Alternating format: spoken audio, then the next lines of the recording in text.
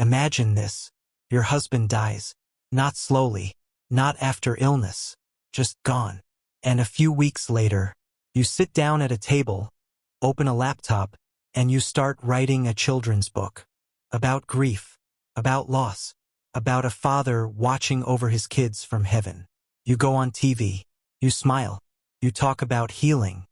Now imagine, you're the reason he's dead. This isn't fiction. This is Kouri Richins. And out of all the cases I've covered, this is one I still can't shake. Kamas, Utah. Small town. Mountains all around. The kind of place where nights are quiet and people don't lock their doors. Kouri and Eric Richins lived there with their 3 boys. 5, 7, 9. If you drove past their house, nothing would stand out. It just looked normal. Inside, it probably felt normal too. Early mornings. Kids getting ready for school. Backpacks. Shoes by the door. Eric ran a business. From everything people said, he worked hard. But more than that, he showed up. The kind of dad who didn't just provide. He was there. And Kouri, she was busy too. Real estate, deals, properties. Always moving. Always chasing the next thing. From the outside, they looked like they had it figured out. But that's the thing about appearances. They don't make noise when they start to crack. Behind all of that, there was pressure. Debt piling up. A relationship on the side. A marriage that wasn't holding together the way it used to. And while most people, when they want out, they leave, Kouri didn't. She stayed. And quietly, something else started forming. March 4, 2022. That night didn't start any differently than hundreds before it. The kids go to bed. The house settles. And in the kitchen, 2 drinks. Moscow mules. Cold metal mugs. Ice clinking softly. A slice of lime on the rim.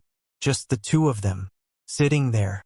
Talking about a real estate deal that had just gone through. Maybe it felt like a good night. Maybe, for Eric, it felt normal. That's the part one keep coming back to. Because if you knew what was coming, you wouldn't sit there like that. You wouldn't take that sip. Kouri later says she put the kids to bed and went to sleep in her youngest son's room. He'd been having nightmares. 6 hours pass. The house is quiet. She walks back down the hallway, step by step, opens the bedroom door, and Eric is lying there, still. No movement, no sound, just silence. The official cause of death would later come back as fentanyl overdose. But not a small amount. 5 times the lethal dose.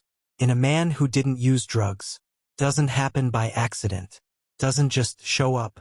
Someone put it there. And the question that never really leaves is, what did that moment feel like for her? Was there panic? Or was it exactly what she expected to see?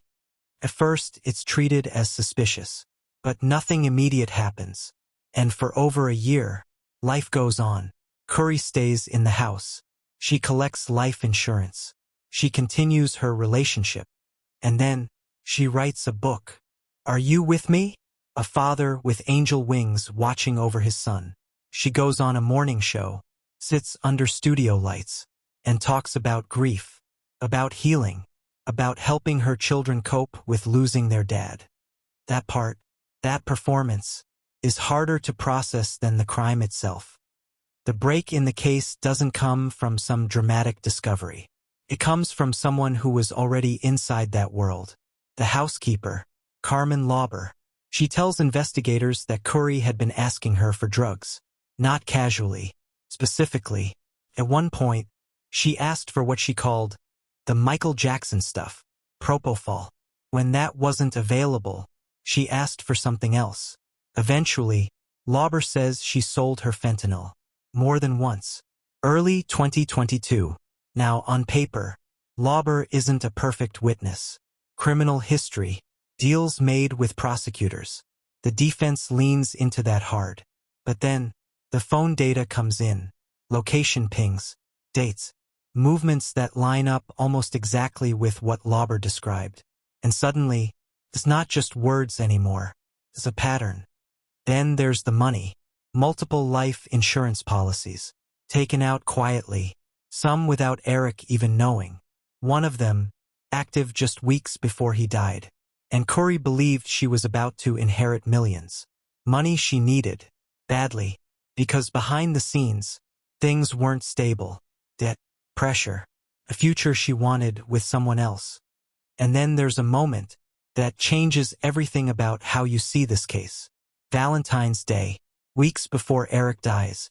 He eats food that had been left for him. Not long after, his body reacts. Fast, hives, swelling, panic. He grabs his son's EpiPen, injects it, drinks Benadryl, collapses, barely makes it through. At the time, it looks like a random allergic reaction. Unlucky, strange, but survivable. It wasn't random. It was the first attempt. He survived the first time. He didn't get a second chance. By the time the trial begins, the picture is already forming. Over nearly 2 weeks, jury hears it all. The drugs, the money, the timeline. The defense tries to shift it. Suggest maybe Eric had his own secrets. Maybe he was looking for something himself. But the weight of everything else, it doesn't move. Witness after witness, detail after detail. And then, Kouri makes a decision. She doesn't testify. She never looks at that jury and tells her side. The jury goes to deliberate. 3 hours. That's all it takes. 3 hours. After 13 days of testimony, they come back. Guilty. Every charge. Aggravated murder. Attempted murder. Fraud. All of it. And sometimes, you can tell what a jury believes by how quickly they decide. After the verdict, something else comes out. A message Kouri had sent. Angry, defiant, saying this wasn't over, that she would expose everyone. No regret, no reflection, just rage at being caught. But the part that stays with me isn't that.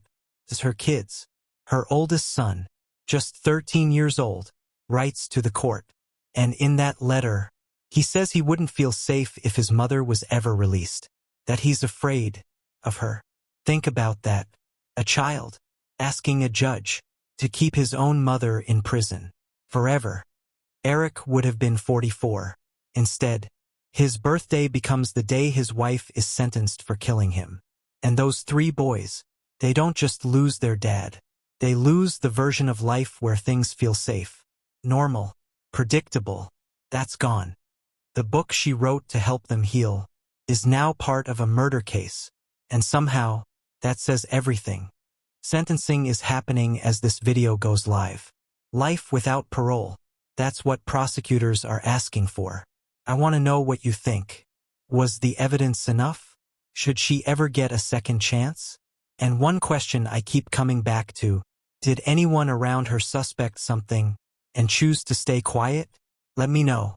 And if this story stayed with you, share it with someone who would feel the same. I'll see you in the next one.